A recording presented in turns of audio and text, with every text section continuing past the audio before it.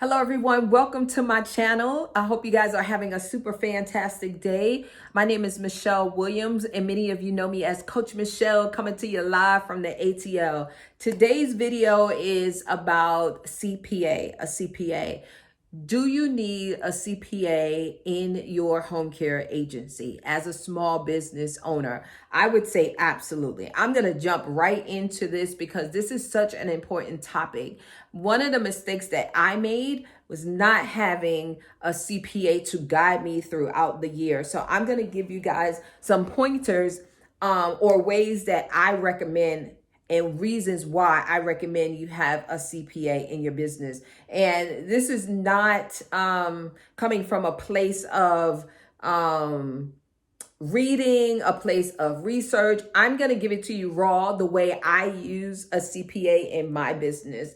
So then that way you guys could, when you're out there and you're doing your due diligence, you could say, okay, I heard this from Coach Michelle, or maybe I should look into it, because the more we know, the better decisions we can make. So this video is really just to share with you how I use a CPA in my business. So and I'm just gonna jot them down, like rattle them off, right? And then that way you guys could jot them down. And in the comments, you can tell me what you think, what your experience is with a CPA, how a CPA has helped you, whatever it is, if you have questions or whatever. But let me just preference this with, I am not a CPA. I don't play a CPA on YouTube, and I don't know it all. However, I can give it to you just simply based on my experience. So the first thing I would say is a CPA is really good if you are looking to do a business plan. The CPA can help you with projections, help you with financial analysis, and help you through that process. Side note, you don't have to have a business plan in order to start your agency. In most states, the majority of the states, there's only one state that I can think of off the top of my head that requires you to have any type of, documentation or spreadsheets put together from a CPA. A licensed CPA is in the state of Florida if you're doing a non-skilled home health agency. So, but many of you like to do business plans. A lot of professionals will say you need to do a business plan. I personally don't do the formal business plans unless I'm seeking or was going to seek financial, like a loan or something from a financial institution. And by the grace of God, I've never had to seek a loan, right? So, but that's the reason why. So two reasons why people would use a business plan: just when they're starting out, put it all together, have that roadmap to help guide them. And or if you're seeking some type of funding from a financial institution, a lot of times they'll want to see a business plan. So that's one, a business plan. Two would be, like I said, help you with your projections.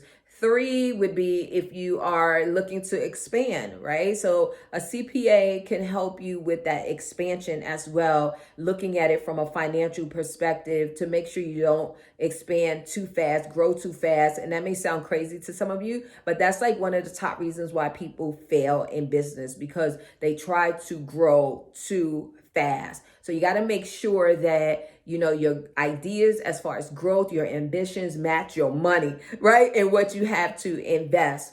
And then also from the very beginning, and I'm not putting these in any order, guys, because I'm just literally thinking of them off the top of my head, would be setting up your entity. Your entity is really important when you're starting your business, but guess what? It's really important as you grow your business as well, and you start having more revenue coming in. You may need to switch as far as how you're set up from a tax perspective, right? Because if you just say, like, I'll use my example, an LLC, when you start making, a significant amount of money, or whatever that number is your CPA shares with you, you may need to start, filing as an S election, right? So you're not being taxed on all of your, money that's coming in. And I'm saying all of your money outside of your, write-offs and things like that. So by switching your entity, the way you're being taxed and stuff like that, a CPA can help and guide you through that process. So they can help you set up your entity, what's best for you, and also let you know when you need to tweak it and or change it. And God forbid if you're ever audited, a CPA can help you through that process as well. Keep your records clean. A CPA may be able to do your bookkeeping. I say may, they can if they offer that service. However, I don't have my CPA doing my bookkeeping just because it's less expensive, if you will. It's more cost efficient, I guess is a better way to say it, if you have a CPA managing your books on a month to month basis. So every month they can reconcile. And then I would suggest having a CPA, look at your books maybe every 3 months. A CPA can help you with your payroll. If you do not hire like a payroll company, a CPA can help you with that as well. Help you identify what's the best software that you may want to use in your business. And just to make sure you know how to do your invoices, how to, keep everything in order, and make sure that everything is right. And if your CPA is doing your payroll for you, then of course he or she will take care of your quarterly taxes, which is your 941 as well. And then any estimated taxes, I recommend paying estimated taxes, guys, at least quarterly. Your CPA will let you know. I'm just, again, come on. I'm just telling you based on my experience. So, a CPA can let you know exactly what you need to pay as far as estimated taxes, right? If you are going for any type of funding, then, you can have him, I'll just say him, her, going back and forth. I'll just say CPA, politically correct CPA, right? So my CPA is a female, right? So your CPA can create those financial statements for you. So when you are looking for funding, or say you're looking to invest in property, you're looking to buy a car, whatever it is, and they ask for a financial statement, year-to-date financial statement, then you're able to get that real quick from your CPA, because your CPA or your bookkeeper has kept everything in order for the entire year. Every month, the bookkeeper is reconciling. Every quarter, the CPA is looking at it. One of the things that I recently, right, have invested in is tax planning. Your CPA can help you with tax planning to mitigate some of your tax liabilities, right? So they may say, invest in this, do this, switch this up, and, I need you to, start another business. They may say, start another business for whatever reason. So the CPA is going to guide you. I didn't mention this, guys, but you want to make sure you get a CPA that's licensed to operate in your business. In your state. That's really, really, really important. And this is not a requirement, but I recommend having a CPA that has experience working with small business owners, entrepreneurs, because if that person only has corporate experience, what I have found is sometimes they're not as knowledgeable because they haven't kept up with all of those tax deductions and things that a small business can take advantage of, because a large corporation may not have those same tax write-offs. I was going to say advantages, but I don't know of any advantages. Right? So you want to make sure you get someone that can truly, truly help you. All CPAs are not the same, just like all wigs are not the same. Right? So I think those are all of the things that I can think of as far as why it makes sense to work with a CPA in your home care business, in any business, because it just makes sense, guys. You don't want to get in a situation where your books are not in order. You literally should have your stuff set up from the very beginning. Like we use QuickBooks. So we had everything set up from the very beginning. Every time I start a new business, I set my QuickBooks up from the very, very beginning. I want to make sure things are right. If you don't have a business bank account, guys, make sure you get a business bank account. Don't what do they call it? Don't commingle, your funds, your personal funds and your business funds, and just have it real clean to make it easier for your bookkeeper, make it easier for you, easy as possible for your CPA. And then that way it's not going to cost you as much as well, because a lot of bookkeepers charge by the transaction, right? So if you got a whole bunch of transactions, you got a whole bunch of stuff, you have all papers over here, papers there, that's going to cost you more money. It's going to cost them, it's going to take them more time.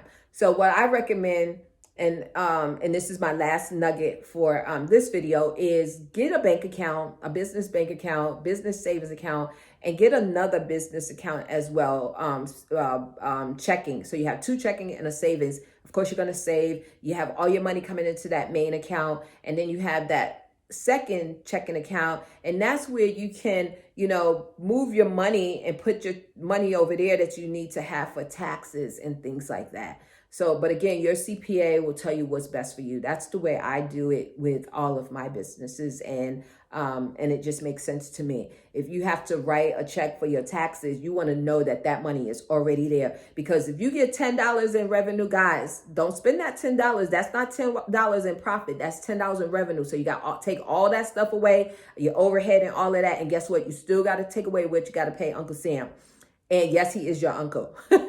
So you want to make sure that you have that money set aside, and your CPA will, tell you that as well, to help guide you, or tell you, whatever may be best. He or she may have some best practices in place. And make sure you interview, CPAs. Just don't Google and find one or blah, blah, blah. Make sure you do some due diligence, get some referrals from friends or other business owners, and make the best decision as possible. And you don't want someone to lock you into a contract.